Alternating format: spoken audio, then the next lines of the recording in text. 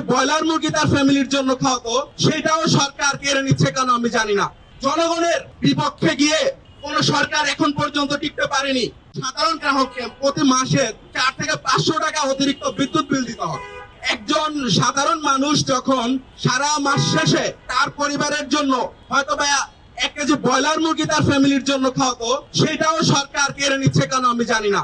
আমার একজন কৃষক ভাই যখন তার চিকিৎসার জন্য মাসে 500 টাকা বরাদ্দ রেখেছিল, সেই মুহূর্তে এসেও কেন সরকার এই মূল্যবৃদ্ধির প্রস্তাব দিয়ে এবং মূল্যবৃদ্ধি করে কেন তার ওষুধটা কেড়ে নিচ্ছে সেটা আমরা জানি না।